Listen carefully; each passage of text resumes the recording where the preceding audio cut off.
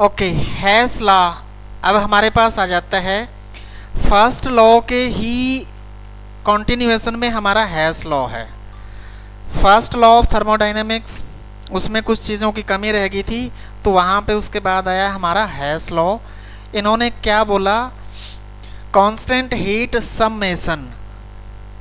इसका मतलब क्या है अभी हम आगे समझ जाएंगे।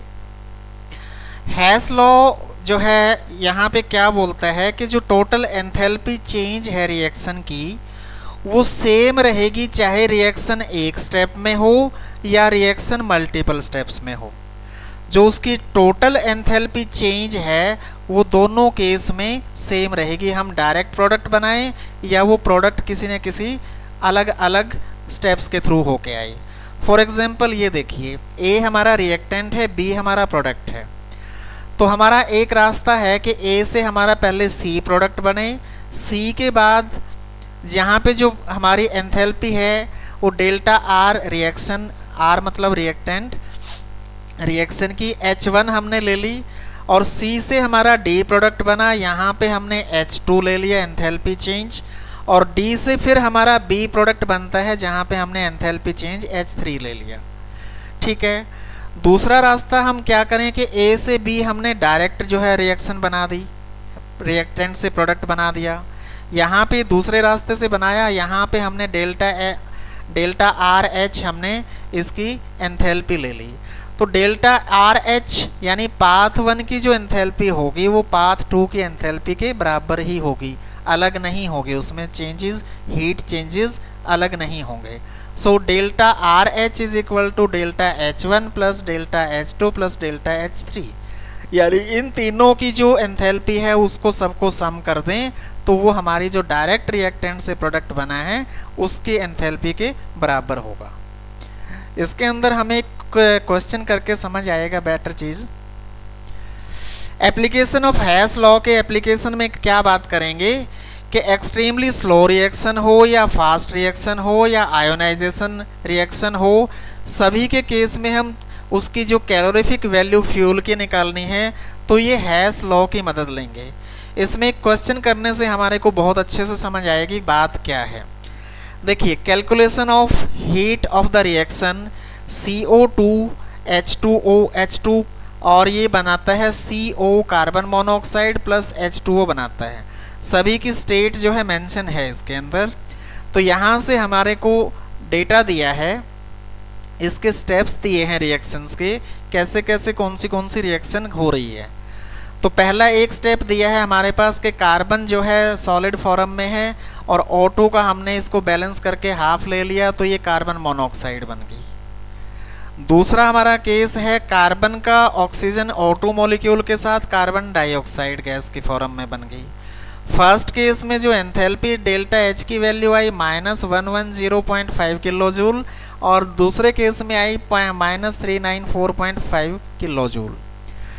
तो H2O तीसरा जो है हमारा केस है दैट इज H2 का गैस की फॉर्म में और O2 का गैस की फॉर्म में और H2O हमारा गैस की फॉर्म में बना है। तो यानी 3 स्टेप्स में कोई रिएक्शन हो रही है। इसके अंदर हमारे को इस डेटा से हमारे को इसकी हीट ऑफ द रिएक्शन निकालनी है। चलो बहुत इजी है, मुश्किल नहीं है। देखिए, हैश लॉ के अकॉर्डिंग क्या होना है, यहाँ पे कार्बन डाइऑक्साइड है और कार्बन डाइऑक्साइड यहाँ पे कहाँ है, ये वाली है। ठीक है, तो ये वाली रिएक्शन यहाँ पे ये प्रोडक्ट की फॉर्म में है, इधर रिएक्टेंट की फॉर्म में, यानी कि इस रिएक्शन को क्या करेंगे हम रिवर्स कर देंगे। तो रिवर्स इक्वेशन की फॉर्म में क्या हो जाएगी, CO2 इज इक्वल टू ये वाली बन जाएगी और यहाँ पे डेल्टा H -394.5 किलो जूल आया है। तो यहाँ पे डेल्टा रिवर्स रिएक्शन करने पे क्या हो जाती है, साइन चेंज हो जाता है, प्लस हो गया, प्लस 394.5 किलो जूल आ गया।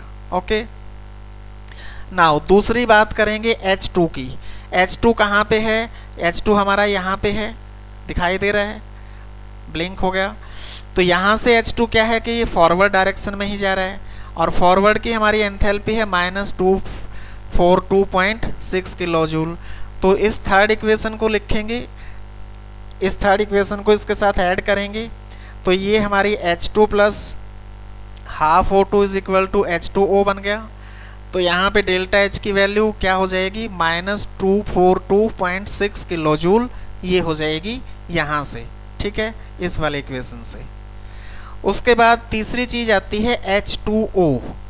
H2O हमने H2 देखिए कहाँ पे है, यहाँ पे है, ये वाला है। तो हमारे पास कार्बन मोनोऑक्साइड का केस भी आ चुका है, H2 का केस भी आ चुका है, कार्बन H2O, ठीक है। तीसरा H2O और CO, दोनों जो है CO कहाँ पे है, यहाँ पे है। इसमें इक्वेशन नंबर 1 को जो है फॉरवर्ड में ही लेके जाएंगे, क्योंकि यहाँ प्रोडक्ट है और यहाँ भी प्रोडक्ट बन रहा है, तो ये वाली इक्वेशन फॉरवर्ड की ऐड हो जाएगी। इसकी एंथैल्पी कितनी है,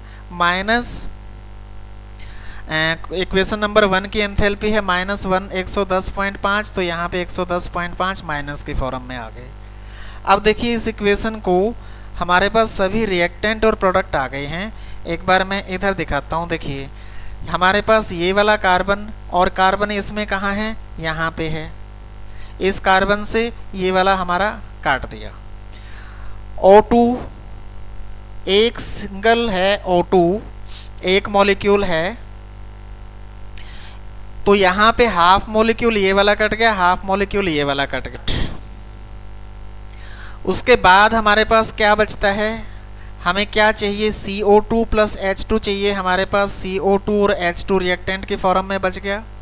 और हमारे को प्रोडक्ट में क्या चाहिए, CO प्लस H2O चाहिए। CO प्लस H2O यहाँ हमारे पास किस में बच गया, प्रोडक्ट में। ये रिएक्टेंट में बचे हैं और ये प्रोडक्ट में बचे हैं। तो दोनों सभी को जो है हम ऐड कर देंगे। तो देखिए यहाँ पे एंथैल्पी तीनों इक्वेशन की दी हुई है। फर्स्ट की पॉजिटिव है, सेकंड और थर्ड केस में जो है ये नेगेटिव है। तो इन दोनों नेगेटिव को ऐड करके इसके साथ प्लस वाली वैल्यू के साथ जब कैलकुलेट करेंगे तो ये हमारी इक्वेशन बन जाएगी। सारी की सारी CO2 H2 वही इक्वेशन बन जाएगी ऊपर वाली, और डेल्टा H की वैल्यू आ जाएगी +41.4 किलो जूल।